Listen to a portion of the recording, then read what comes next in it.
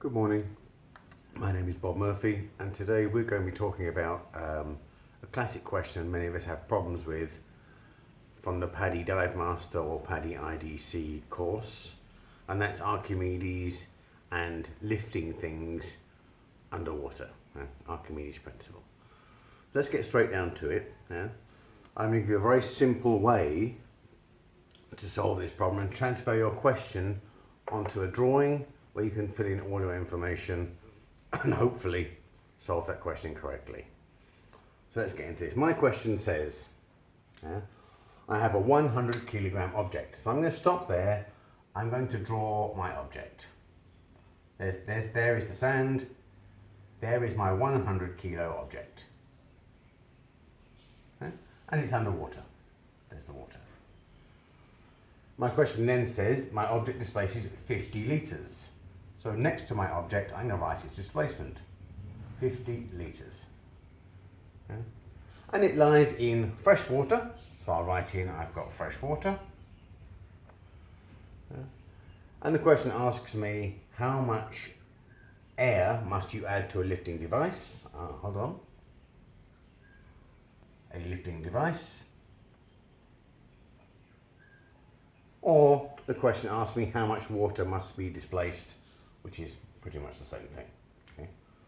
So now when we do PADI exams, we have some numbers given to us at the beginning of the exam. They tell us at the beginning, written in the exam, that fresh water weighs 1 kilogram per litre. And they tell us that salt water weighs 1.03 kilograms per litre. And as you can see, we're in fresh water here. Okay then. So I think you will agree, looking at this question here, that 100 kilograms, the weight of the object, is a downward force. So I'm actually going to write that in. There it is. Now, Archimedes said that this object is buoyed up by a force equal to the weight of the fluid that it displaces. This is the fluid, fresh water, 50 litres. So this force is going up. So I'll write that in. And there's my whole question laid out on the whiteboard. The trouble I have now is I cannot resolve litres and kilograms. I need to know how many kilograms this force represents. And if we look here, we can see that every one of these litres is worth 1 kilogram. So keeping it very, very simple, 50 litres times 1.0 kilograms per litre means that force is equal to 50 kilograms. So I'm going to get back to the middle of my drawing. I'm going to write in 50 kilograms. I'm going to lose that one. That number, I like that number better. And now quite simply, we look at these two numbers and say, hey, which one is winning? On the odd occasion, you'll be asked a different question where actually the output force is winning. But we'll come to those later.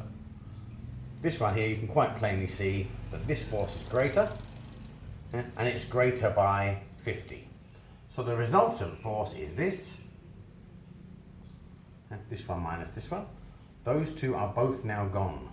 Well, that is what I need to lift.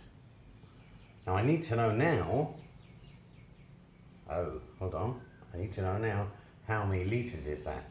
Yet again, I appreciate it's a very simple calculation, but the way in which it is done,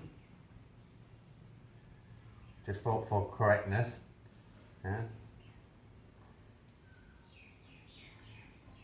equals 50 litres. Now we can rub out this one here, and we can say, hey, 50 litres is our correct answer.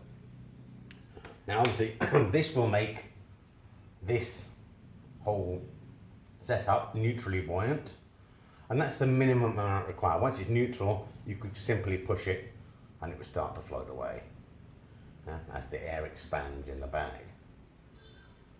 Now that seems very, very simple. Let's change up this calculation for a saltwater calculation. We'll use the same numbers so you can see.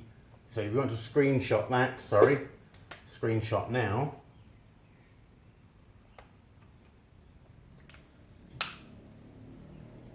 and you're going to see a very, very similar calculation in the salt water.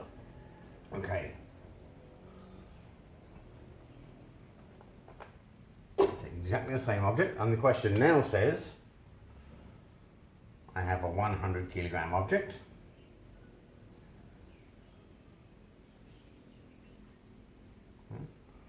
It displaces 50 litres. It's underwater, but this time it is salt water.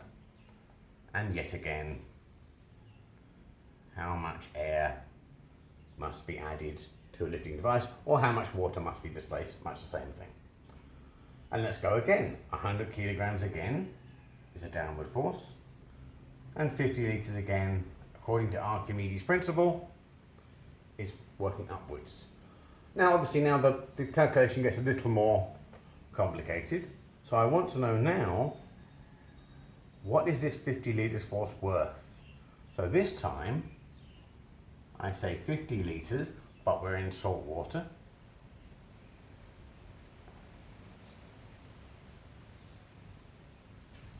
And that equals 51.5 kilograms. I appreciate pause there. You're perfectly welcome to correct me with your calculator or check me with your calculator. So now I take this 51.5, exactly the same as the last one.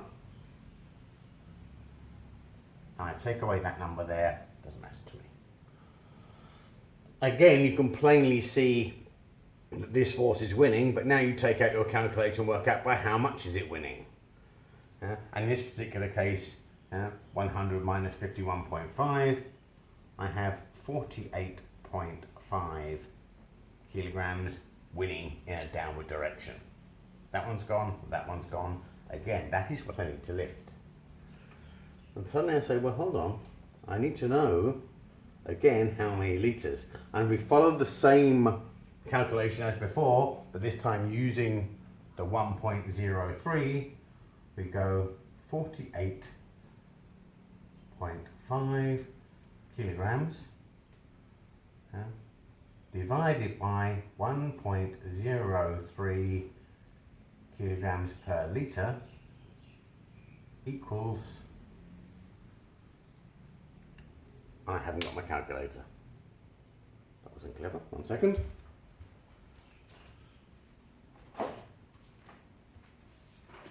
Here we go. So 48.5 divided by 1.03 .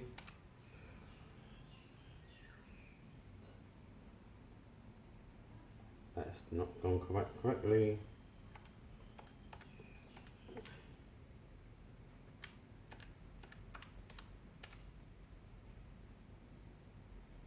Yes. It says 47.087. Now, it's possible my question will ask me to round to the closest whole litre or closest to 1 decimal place.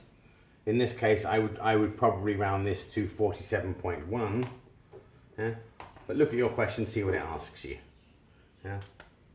I say 47.1 litres, and that is what goes in here. 47.1 litres.